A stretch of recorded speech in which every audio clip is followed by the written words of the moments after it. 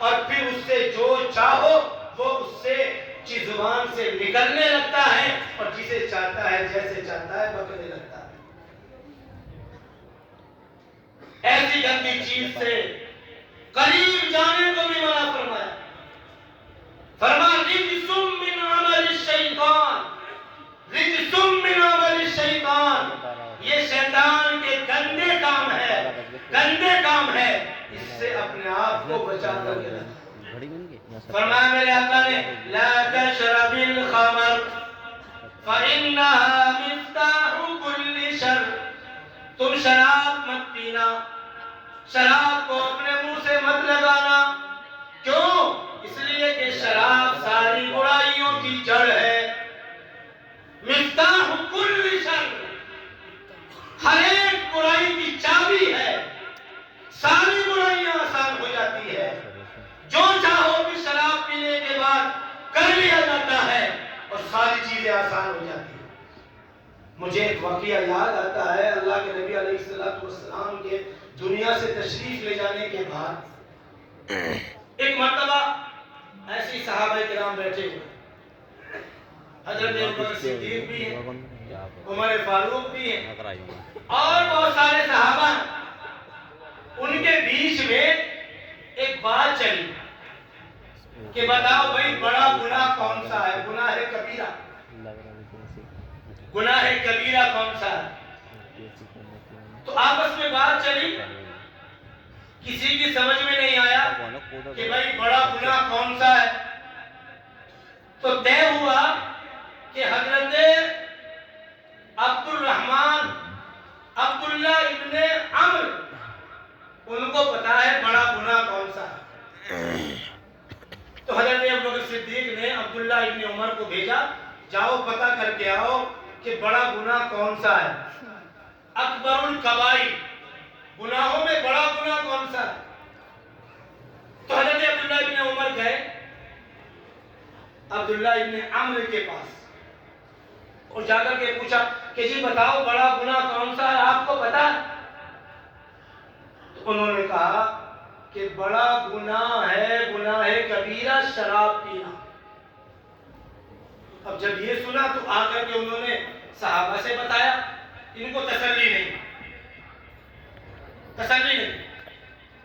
کہ سب سے بڑا گناہ یہ، چلو چل کر کے پتہ کرتے ہیں.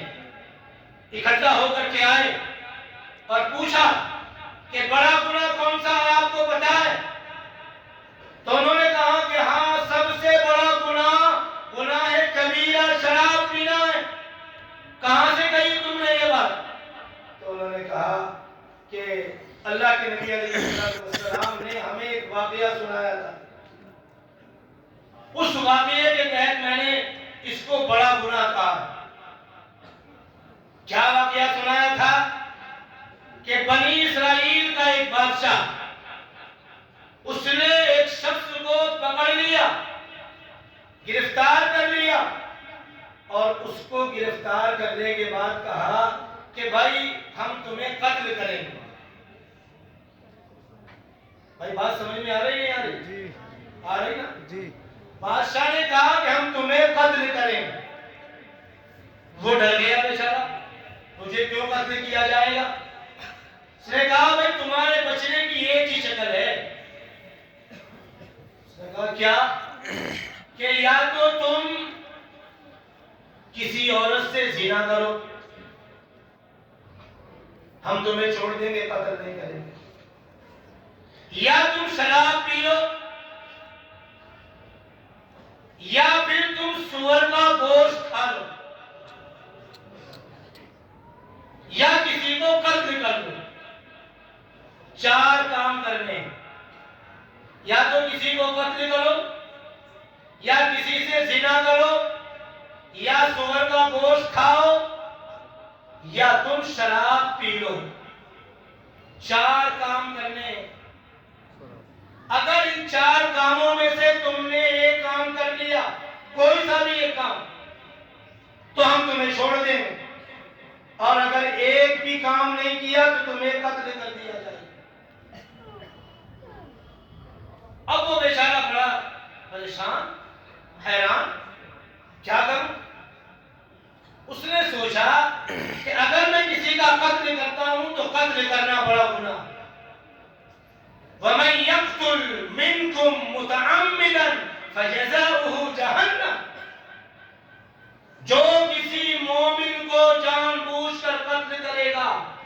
اس کا ٹھکانہ جہنم ہے، خالدین فیہا، اس جہنم میں ہمیشہ رہے گا۔ اس کے دماغ میں آئی کہ قتل کرنا تو بہت بڑا گناہ ہے، یہ نہیں کرتا۔ پھر اس کے دماغ میں آیا کہ میں زنا کر لوں، کہا کہ نہیں، بھی زنا کرنا بھی بہت بڑا گناہ ہے، میں یہ بھی نہیں کرتا، قتل بھی نہیں کرتا، زنا بھی نہیں کرتا۔ تو اب سوچا کہ سور کا گوشت کھا لوں۔ اس کے دماغ نے فیصلہ کیا کہ سور کا گوشت کھانا بھی حرام ہے، یہ بھی مت کھاؤ۔ تو اب اس نے ان چاروں چیزوں میں سے سب سے چھوٹا گناہ شراب پینے کو سمجھا۔ شراب پی لیتا ہوں، جان تو بچ جائے گی، شراب پی لوں گا جان بچ جائے گی، گھر میں جا کر اللہ سے معافی تلافی کر لوں گا، اللہ میرے گناہ کو معاف کر دے گا، شراب کا کوئی اتنا بڑا گناہ نہیں ہے، شراب پینے کے بعد میں اللہ سے معافی مانگوں گا، اللہ مجھے معاف کر دے گا۔ اس نے چاروں چیزوں میں سے شراب کو چن لیا، شراب پی لیتا، اٹھایا اس نے جام اور شراب پی، بس شراب کا پینا تھا۔ مسلمانوں، میرے آقا نے کہا تھا من شرب الخمر، جو شراب پی لیتا ہے، شراب پینے کے بعد میں وقع علی امہ وخالتہ وعمتہ، شراب پینے کے بعد آدمی سے پھر کوئی توقع نہیں کی جا سکتی کہ وہ اپنی ماں سے زنا کرے یا اپنی خالہ سے زنا کرے یا اپنی پھوپھی سے زنا کرے، کچھ نہیں کہا جا سکتا ہے۔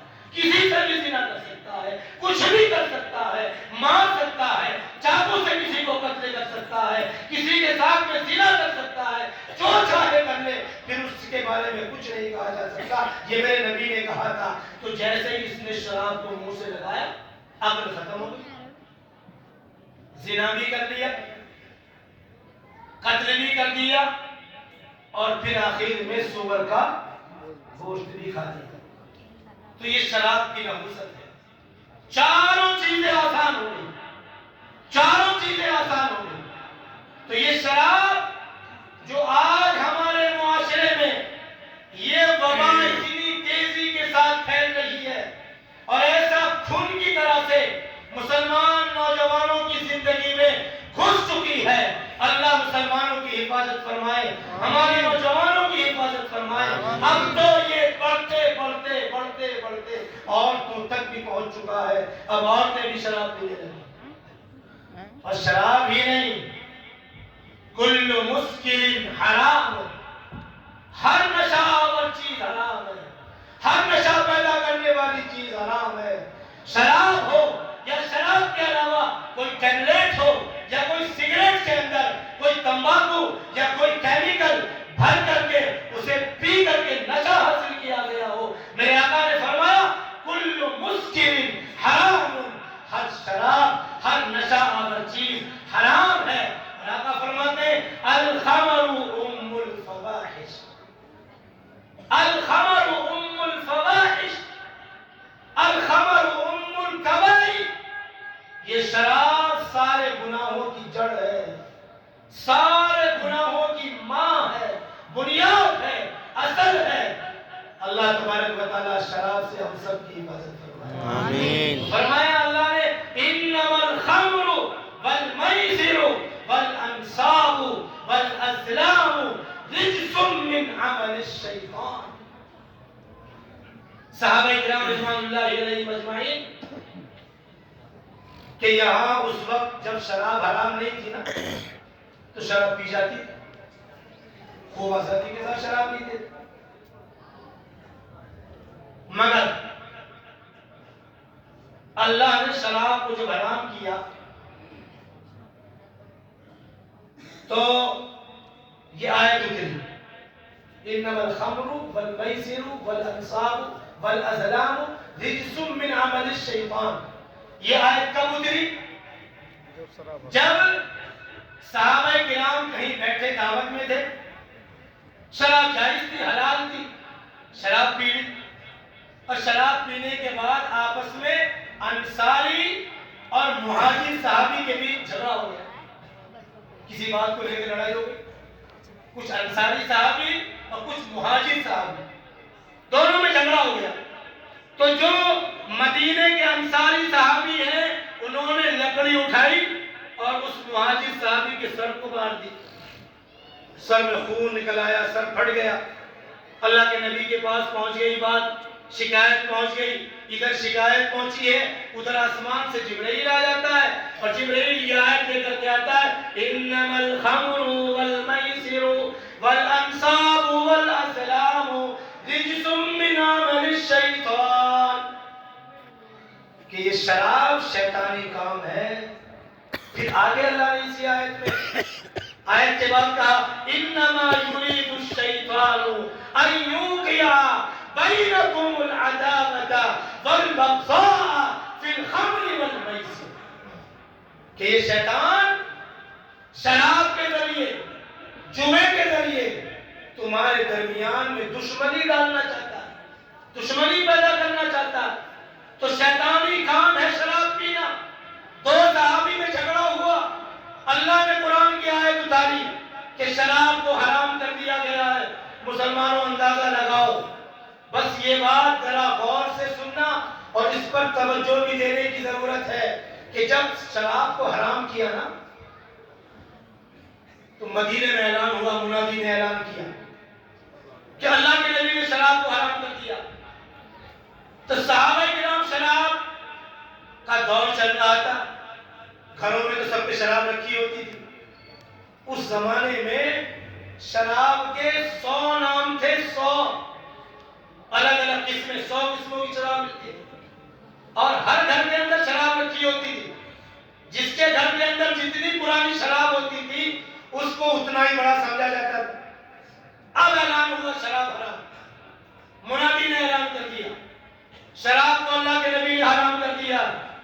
تو روایت میں آتا ہے, تاریخ میں لکھا ہے کہ جب اللہ کے نبی کے منادی نے اعلان کیا کہ اللہ نے شراب کو حرام کر دیا ہے, تو تاریخ میں لکھا ہے کہ لوگوں نے اپنے اپنے جام جو ان کے ہاتھ میں تھے پٹخ دیے, اپنے گھروں کے برتن کو نکالا اور باہر سڑکوں پر توڑ دیا.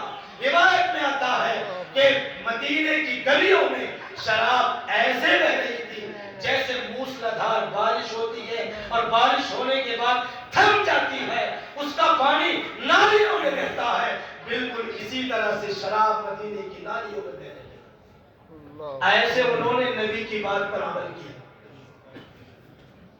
ان میں اور ہم میں فرق یہ ہے, وہ جب نبی کی بات سنتے تھے فوراً عمل کرنے کے لیے تیار ہو جاتے ہیں. ہم سنتے ہیں تو اس میں وجہ ڈھونڈتے ہیں, فائدہ ڈھونڈتے ہیں.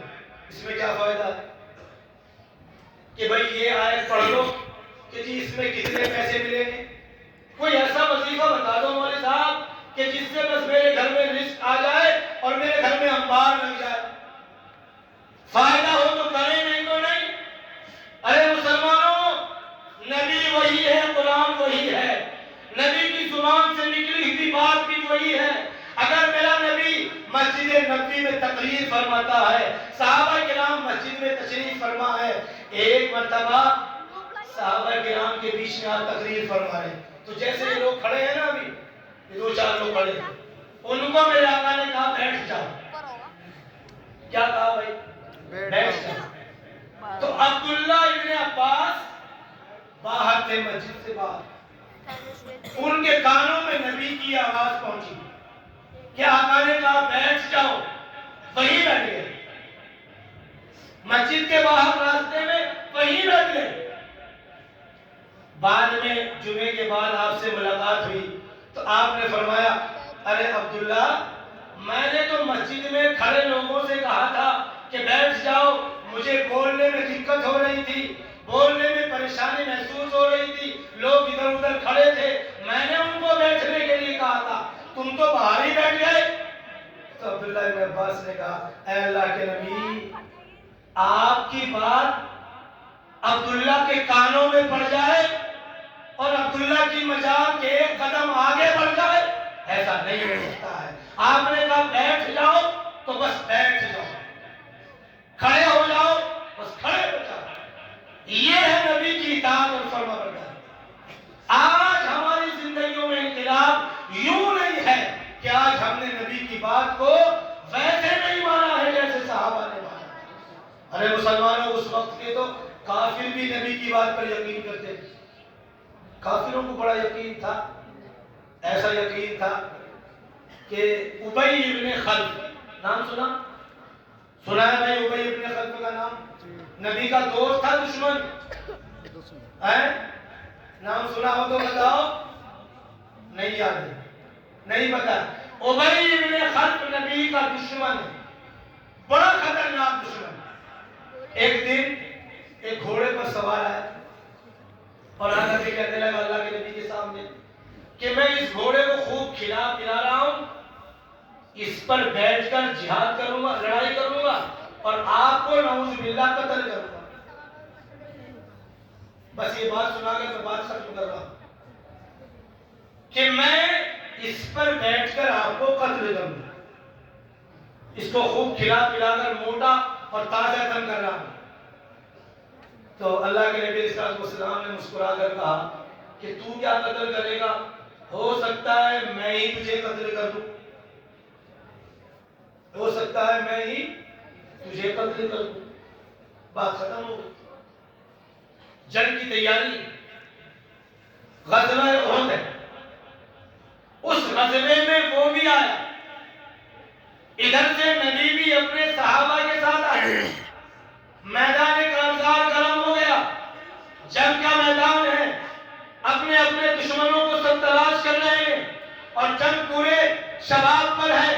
ابی ابن خلف دوڑتا ہوا نبی کے قریب آتا ہے، نبی کو تلاش کر رہا ہے، نبی نے دیکھ لیا ابی ابن خلف چلا آ رہا ہے، صحابہ نے بھی دیکھ لیا، صحابہ نے اس کے تیور اچھے نہیں دیکھے تو صحابہ کرام آگے آگے، یہ نبی کی طرف آ رہا ہے، ارادہ اچھا نہیں معلوم ہوتا ہے، لاؤ اس سے پہلے نمٹ لیا جائے، ہم اس کا کام تمام کر دیں، نبی کے قریب ہی لانے دیں۔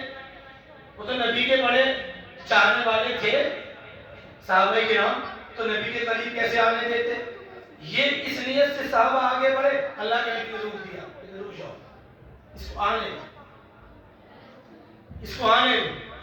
وہ جیسے قریب آیا تو اللہ کے نبی علیہ السلام نے ایک صحابی سے برچھی لی اور آپ نے یوں برچھی اس کی طرف پھینک دی،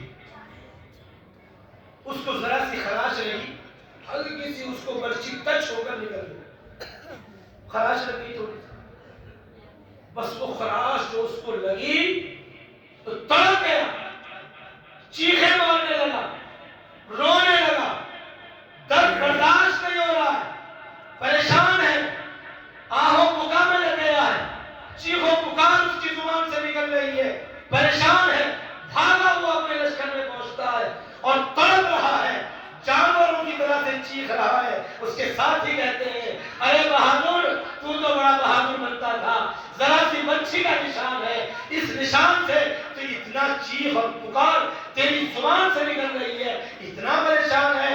ارے یہ تو میدان جنگ ہے، یہاں تو لوگوں کے ہاتھ کٹ جاتے ہیں، پاؤں کٹ جاتے ہیں، گردنیں کٹ جاتی ہے، تو ذرا سا خراش کیا لگ گئی، اتنا پریشان ہے۔